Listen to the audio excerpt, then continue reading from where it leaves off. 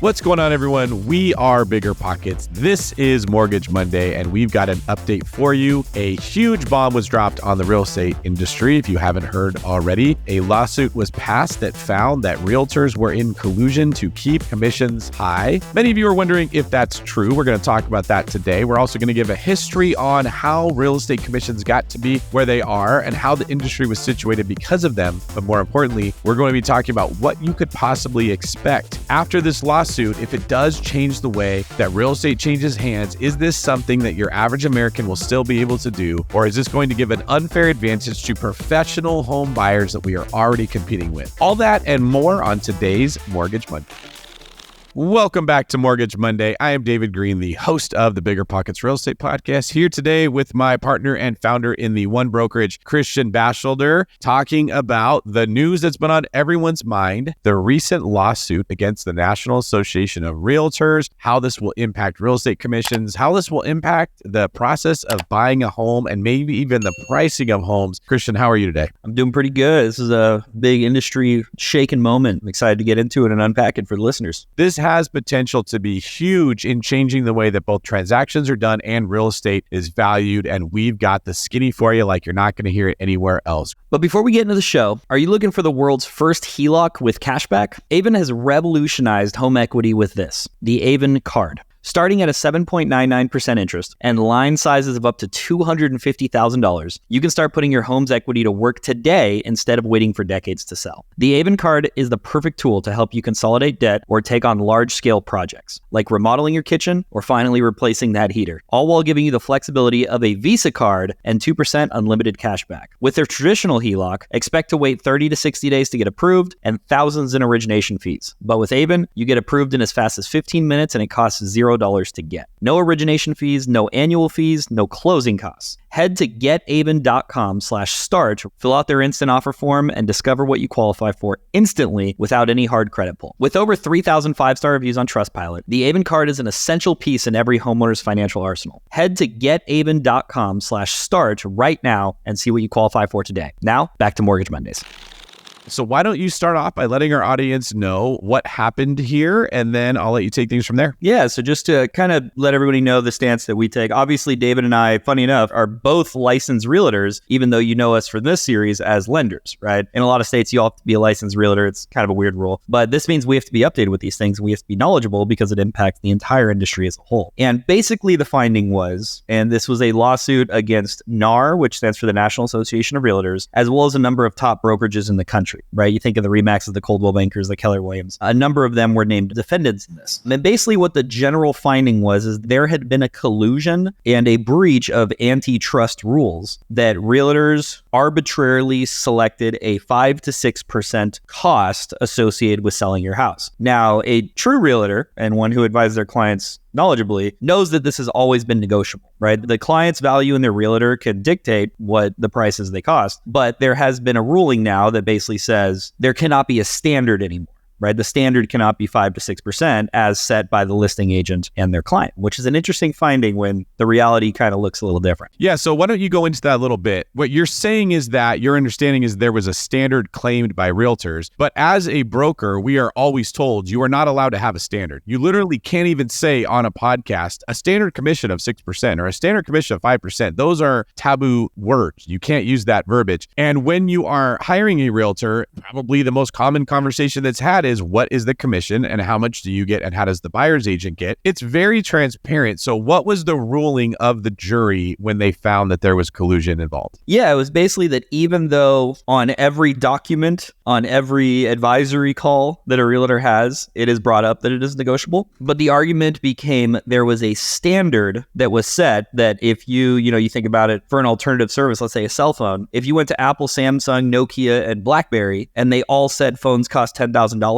but you can find them for cheaper, but nobody sold it, that could kind of fail this lawsuit as well, right? It's a similar topic. That's the argument that they made, is that 95% of realtors have just by chance landed at the same number of 5 to 6%. Yeah, that's odd that you got to that point because there's many reasons why that may have happened, and we're going to get into that in today's show. But even more importantly than getting into how that may have come about, we're going to talk about how this could change the way that real estate is valued and sold. So, Christian, I'm going to turn it away to you and let you take the mic. Yeah, it's going to be kind of a fun role reversal Mortgage Monday episode. We're going to get David's opinion. I'm going to be the interviewer. So a little fun switch pace here. So David, give us a little background just to start us off. How has it always worked in real estate? How are these negotiations taking place? What's the conversations that are had? Speaking as the broker with the experience you have. Yeah, that's great. I'm glad you're letting me get into this because once you understand the history of it, it won't seem as bad as it seems when people only get a little sliver of how it works. The way that real estate has worked has been pretty simple. You hire a listing agent to sell your house. That listing agent had the responsibility of going to find you a buyer for the house. They would then bring you the offer and you would decide if you wanted to accept it. And that listing agent that brought you the offer would help you negotiate with the buyer. At a certain point, realtors realized that, hey, we can create more traffic to look at homes by having buyer's agents, not just people that go to the listing agent directly. So they would have their own agent that would help them look at all the houses that were available for sale. Now, what they used to do is go to individual brokerages. They'd go to Century 21 and Coldwell Banker, look at all of their listings individually, and you would often end up choosing a buyer's agent that would only show you listings from that one brokerage. So it kind of sucked. They ended up creating the multiple listing service where brokers agreed, let's all put our deals in the same database where everyone can see everyone's deals. So you didn't just see Coldwell Banker deals, you didn't just see Century 21 deals, you saw everything. At that point, having your own buyer's agent made a lot of sense because you could look at every deal and that person could represent you and your interests and negotiate for you. You didn't have to use the listing agent and take their word for it or take their perspective on the questions that you had. You had your own person. At that point, listing agent said, all right, I'm going to have to give some of my commission to the buyer's agent because they're the ones that brought the buyer. The listing agent marketed the home at that point. They created the desire for the home. They helped price the home. They negotiated for the seller, but they had to give up half their commission to the buyer's agent, or it was negotiated how much they'd give up, but it typically ended up being half because that buyer's agent was doing a lot of value for the seller by showing up with a buyer that wanted the home. That's around where we got to this point of a 6% commission where each side got 3%. As technology increased, that 6% number started to go down. And depending on what market you're in, it's usually somewhere between 5 and 6% that's being offered. Now, Zillow and other online portals came into the game. So now you don't need to go to an agent to see the MLS. You can actually see it yourself, which meant sellers could get away with offering even less commission than they used to because they didn't have to convince a buyer's agent to show their home to their clients. The client could see it on their own. And no buyer's agent wants to be the one that says, I'm not going to take you to see that house because the commission is only 1% or only 1.5%. A lot of people listening to this don't realize that stuff was going on. The listing agent would say, I'll take your listing at 4%, not 6%. And I'm only going to give 1% to the buyer's agent. So they still got their 3%. That buyer's agent was getting a very small percentage because the person could see the house on their own and it put the agent in a bad position. Now they have to go show them the home. My understanding is that the National Association of Realtors wanted to make sure that the buyer's agents were not cut out of the deal. They didn't want the client to see the house on Zillow, have a buyer's agent go show it to them, and then say, thanks for all that, but I don't need you. I'm going to go directly to the listing agent. So there was a rule that was created that said, if you put your house in the MLS, there has to be a compensation to a buyer's agent so that you can't start cutting them out and double ending it yourself. Because in a cutthroat market where listings have all the power, it's very easy for listing agents to cut out the buyer's agents, and the clients don't know that they could be getting ripped off by that. So they had a rule that said there has to be some kind of compensation, even if it was just $1, there had to be something in there. Well, I don't know how it came about, but a bunch of sellers got together, formed a class action lawsuit and said, we don't think that we should have had to pay the buyer's agent when we sold our house. As a seller, we think that the buyer should have paid for their own agent. Now that sounds fair until you think about the way that real estate is typically bought. Usually when you're the buyer, you're putting a down payment, which is very hard to save up. You're going to be paying closing costs. You're going to be paying for a home inspection and a pest inspection and a roof inspection, maybe a pool inspection. You're going to be having to pay title and escrow fees that are associated with this thing. And then when you buy the house, you're going to have a bunch of stuff you have to pay to get it in good shape to where you feel comfortable with it. So buyers have to put a lot of money down. By having the sellers pay the buyer's agent commissions, buyers are able to pay more for the house, and then they end up financing that from the lender. So they just borrow more money from a lender because they don't have to put that money down themselves because they're not having to pay for their own agent. The seller is paying the commission, but they're getting a higher price for their home because the money's coming from the lender, even though the buyer's responsible for paying it back. So ultimately what happened is buyers were financing the money that was going to the buyer's agent, and the seller was technically paying it, but it was coming from the buyer, if that makes sense so far. So sellers were getting more money when they sold their house this way. They were able to sell it for more, and they got more people looking at it and more people feeling comfortable buying it because they had their own agent agent. So in most cases, sellers were actually selling their house for more, but they only focused on the fact that they didn't think they should have to pay the commission. And when this lawsuit passed, they basically said you can't have sellers and buyer's agents working together to say that the agent has to get paid. There has to be the option where the seller can say, I don't want to pay buyer's agent. All right, so that's awesome. That's a really good kind of summary of, they almost feel like they're shooting themselves in the foot, right? Everything that NAR had set up was meant to drive market competition by making sure the buyer's agent was getting paid. And now with that being taken out, this is going to lead to probably a surge of dual agencies, I would assume. Buyers just going straight to the seller's agents, or even worst case, going to like Zillow or a flat fee listing service that says, we'll collect $500 and we'll write your contract, but won't give you value, right? We're not going to advise you on how to buy. Now, in your opinion, David, what do you think this is going to do to impact the future of the industry, how these buyers' representations work, and potential downsides that may come from this? The assumption is that buyer's agents will no longer be necessary in a transaction, or if they are, they'll play a much smaller role, be more diminished, which means that they'll get paid less money. So there is a very real possibility where, let's say 60, 70, even 80% of agents are no longer needed, because the majority of the work that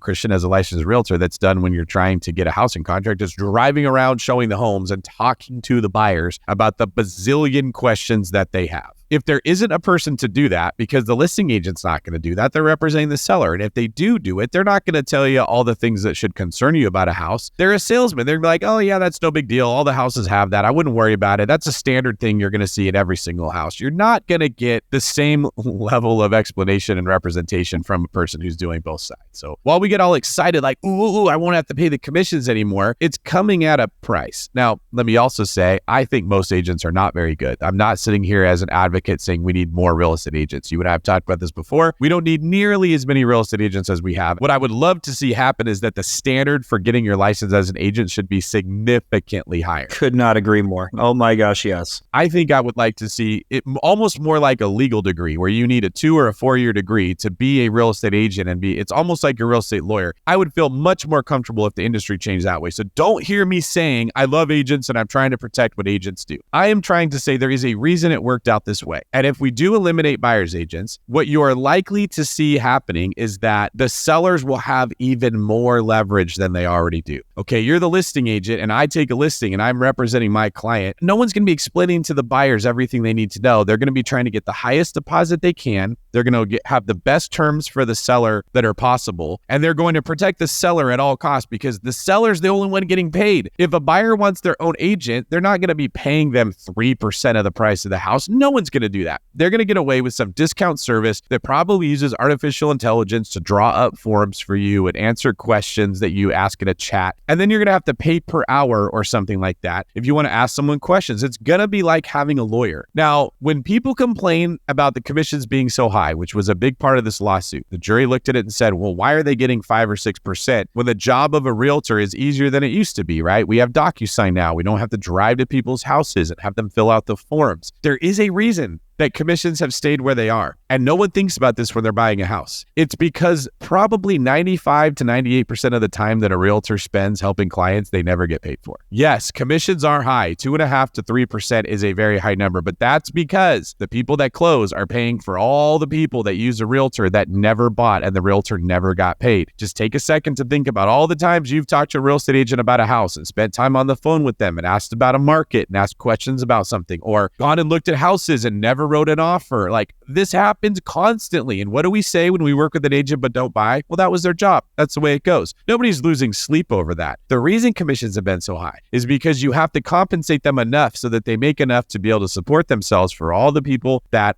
are not paying them. What I think is likely to happen is that when you want buyer's representation, unless this lawsuit is overturned, you're going to have to pay by the hour for it. You're going to be hiring a buyer's agent as a consultant to negotiate for you, to look over the contract, which means you're not going to be able to just get free information like we have. A lot of people have used real estate agents as a free source of education, and they've made a lot of money in real estate because they've absorbed information from people like me that give it freely because we want you to come to use us when you want to buy a house or when you want to sell a house. That is probably going away in the future. You're now going to have to pay to play. Kind of a scary point when you think of, we already have a supreme vacuum of financial literacy in this country. I think anybody who is financially literate would agree with that. We don't teach it in our schools. When I graduated college, I didn't know what an interest rate was. Isn't that crazy? I didn't know how I didn't know how a credit card worked. I didn't know how mortgages worked. I thought if you needed to get a mortgage, you go talk to your guy who set up your checking account. I had no clue, and I got a pretty high degree. Of course, I knew the concept of interest, but I didn't realize it in the financial sense. I didn't know what compounding,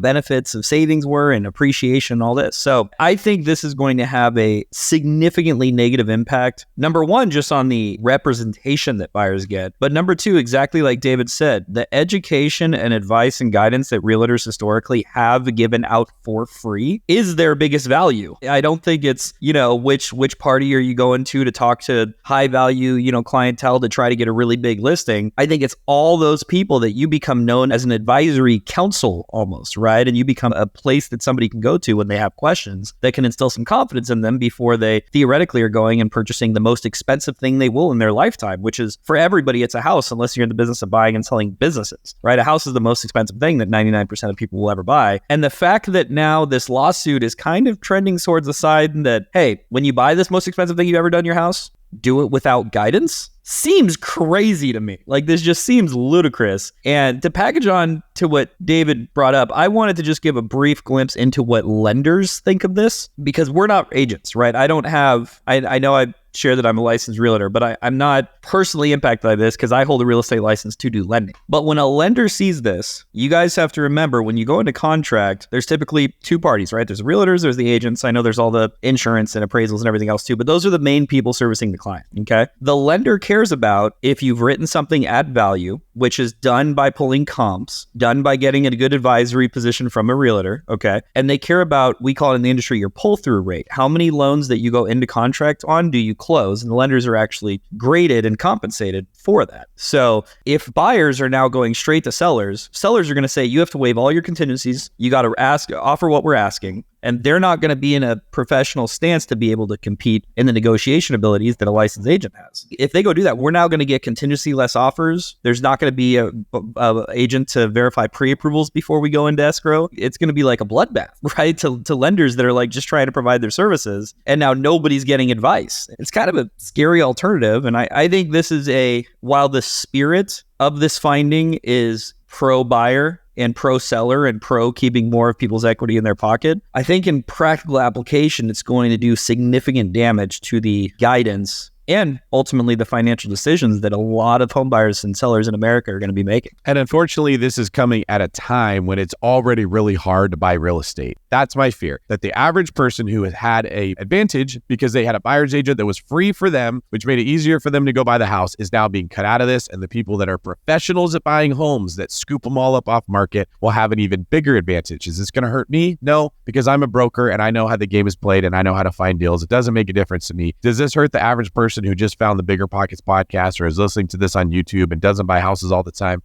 Yeah, you're losing a lawyer and you're going to have to go defend yourself in court on your own. And that's a scary thought. So I don't know exactly how it's going to play out. Nobody does, but these are the concerns. Now, we've already gone a little bit over, so let me know in the comments. Did you like this show? Do you like this topic? Do you want us to go deeper in what the future might look like if we don't have buyer's agents and what you should be prepared for? Let us know in the comments here on YouTube, and we will do another show on this topic to go in even deeper. Christian, thanks for your time today. If people want to reach out to you and get a hold of you, what's the best place for them to do so? All social medias under @TheOneBroker. And obviously, guys, theonebrokerage.com is our website if you want to get in touch with us for our lending services. There you go. And I am at DavidGreen24 or DavidGreen24.com. Remember to like this video, subscribe to the channel for more information about the mortgage industry, how you can finance real estate, and how you can get an advantage in this very competitive market. Thank you, Christian, and thank you all for listening. If you've got a minute, check out another Mortgage Monday video.